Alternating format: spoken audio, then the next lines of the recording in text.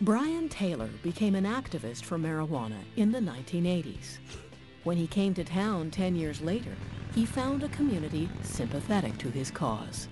When I got to Grand Forks here, I was invigorated that this was the direction my life was going to go. I was going to make a difference. After helping local farmers start a hemp co-op, Brian was a popular man in town. He ran for mayor and won. But then he admitted on a radio talk show that he enjoyed a joint now and then. The whole world changed for me at that point. I became the only standing elected official that was smoking marijuana, not had smoked it or was going to or remembered doing it. I was a smoker. Grand Forks was suddenly infamous as the town with the marijuana mayor. And Brian Taylor became a pariah. Well, I stepped up to that mic, and I knew the time was right. And I said, yes, I smoked that marijuana. So the lead singer for Buck Naked and the Saddle Tramps would lose the next election. And the next. And the next. And the next.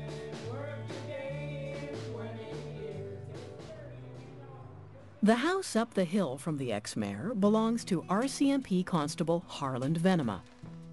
His is not an easy job. Bye, I love you. See you later. We got the growers, we got the traffickers, the smugglers, the medicinal advocates, the growers for the cause, the hippies. It's all here in Grand Forks. Brian and Harland have been good neighbors for years. It's that little bit of adrenaline you get from conditioning. I still get a twinge when I see a police car, even though I know Harlan well. Growing up in a conservative Christian household in Winnipeg, Harland had little exposure to pot. As far as marijuana was concerned, well, it was all lumped in with everything else. It was an evil drug. And that was the end of it. I never really gave it much thought. I never saw weed till I got to British Columbia. But after 5 years on the beat in Grand Forks, he can smell it from a moving car. What was that? I don't know. It smelled like something. The whiff isn't big enough for a warrant, but a week ago he busted a $250,000 operation in a farmhouse. That's what we're talking about from this most recent one. 40 lights, it was the whole house and the whole barn. Each one of these bags is worth $10,000. That kind of money needs protection. This one was had a round in the chamber, safety was off, and it was sitting beside the front door of the house as we were going in. Got a nice 38 special here, a guy had in his fanny pack when we busted him.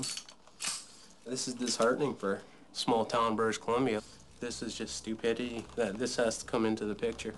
The guns aren't just in case of a police raid.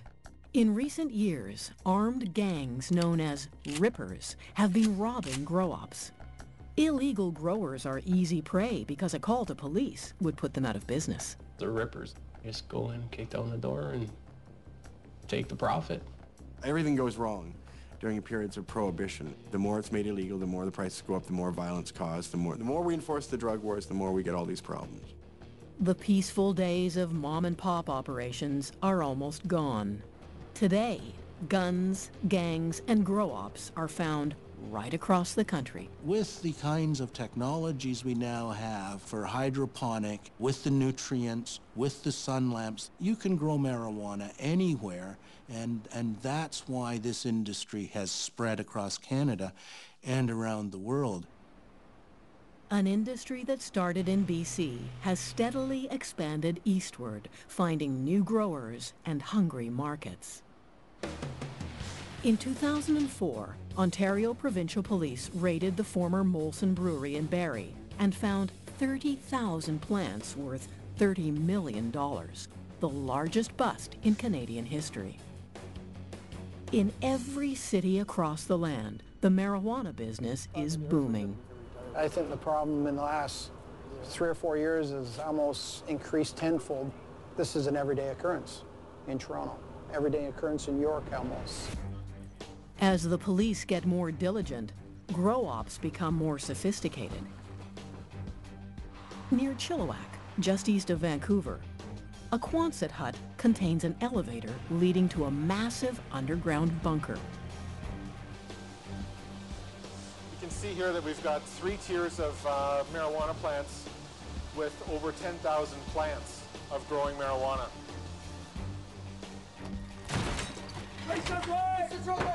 With 50,000 Canadians charged with possession every year, the annual cost to police and prosecute the marijuana business is $1.5 billion.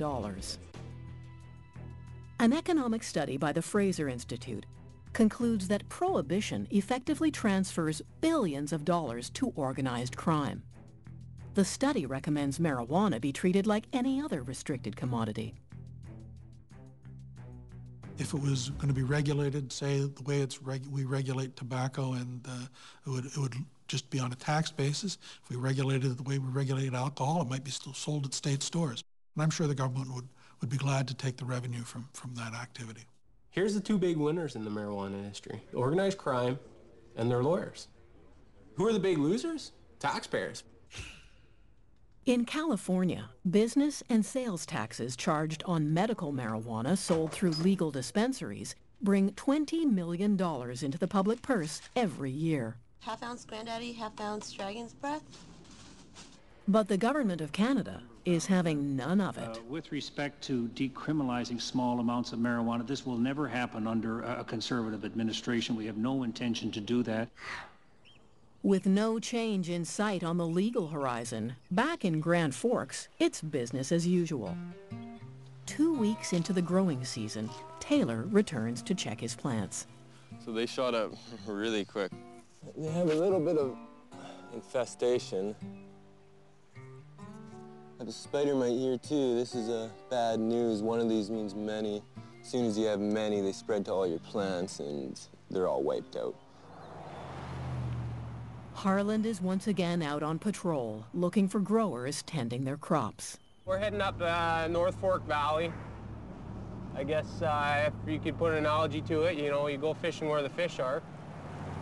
I mean, I kind of like to focus my attention on the bigger guys, and if I run out of bigger guys, then I guess I'll move down the chain. He's called to the nearby town of Midway to help officers from another detachment bust an outdoor grow-op.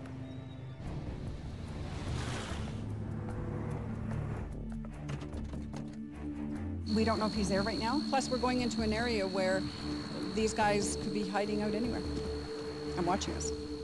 I'm waiting. Yeah. For sure. All right. Officer safety, #1, obviously. Acting on aerial reconnaissance, the RCMP team moves into the bush, hoping to catch the growers on site.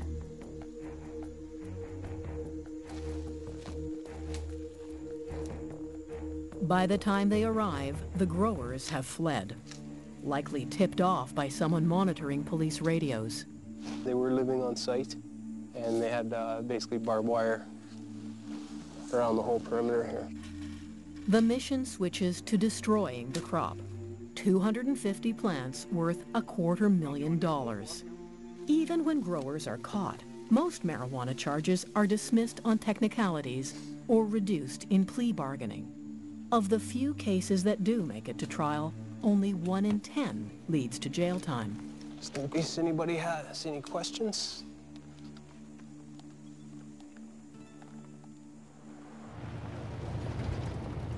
I have no illusions that we're, you know, destroying the marijuana industry in British Columbia. I mean, I think it's still thriving pretty strong, even with the successes that we've had.